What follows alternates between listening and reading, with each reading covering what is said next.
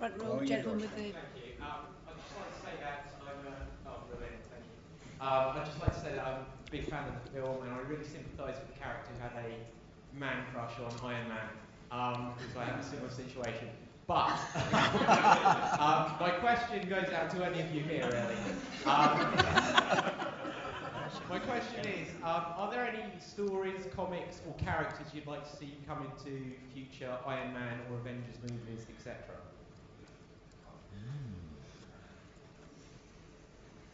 Who would like to answer that one? Robert? I like that you're looking at me. Yeah, I do too. Do the comics thing. Come on, you know what you're doing. Well, obviously I have no idea what's coming next. We do know that obviously Joss is doing Avengers 2, so he is a wonderful arbiter of taste, so he will dip into the canon brilliantly, I'm sure. And, you know, obviously this movie is a tribute to, like, you know, Warren Ellis and Matt Fraction and some of the brilliant modern day writers of the comics, which feels appropriate to give a shout out to. But who knows what comes next, or if there's a next. Robert. Well batted. Very informative, Drew. And that's cricket. And that's cricket. Lady in the front row. Sorry, making you run with the microphone. Hi, my name's Alison Jones. I was just wondering where the fondness for Downton Abbey came from. It seems to mention in the script, and are you might be looking to sort of even get roles as an American cousin to come and shake things up in this area? Where did the Downton Abbey thing come from? That was all John. I think it was Jon Favreau's idea. Yeah, it's true. Secret fan. Yeah, I think A, he likes it, and B, he thought, what would be the strangest thing that Happy could be obsessed with watching? But he liked it because isn't the driver in love with the gal? He thought the themes were concurrent. Perfect. Gentleman on the side there with the microphone. Question for Gwyneth. I'm sure this is heresy to half the room, but I wasn't a comic book fan growing up. So I don't know, was Pepper Potts such a sort of strong figure in the comics, or is that something that's developed over the films? And was it an appeal to you as a strong female character in a comic book movie?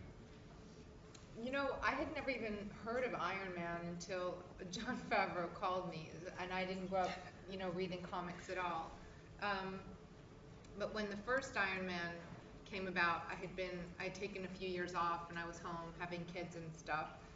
There was no script, so I was really flying blind because I didn't know anything about the comics or the movie that we were going to do, and Robert and John talked me into doing it.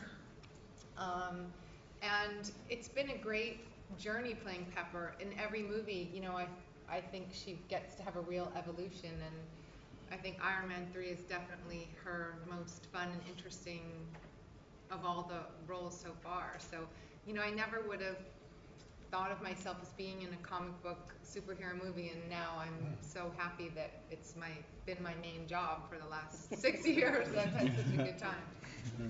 Gentleman with the microphone over there. Hello, I'm Paul from Italy. Question for Downey.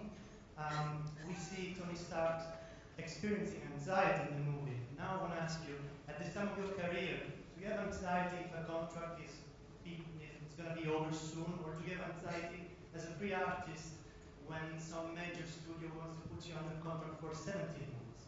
Thank you. Stop asking me questions. Making me anxious. Particularly not questions like that. Don? Don always calms me down. Do they still do 17 pictures? They do at Marvel. I'm gonna get one of those. Okay, we've got one last question from the lady second row, second in, right there. Sorry. Oh, killed the computer. Hi, question for Robert. Tony Stark has saved the world a lot now, and yet people, fellow billionaire entrepreneurs like Donald Trump, Richard Branson, don't seem concerned about supervillains. Do you think they should be, and how do you think those kind of guys would get on if they had to spend a day in the life of Iron Man?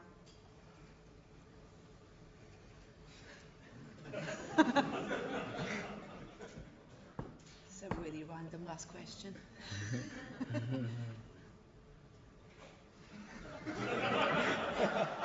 performance art. You know, I'm pretty quick. I think I'm pretty witty. But I might be out of steam.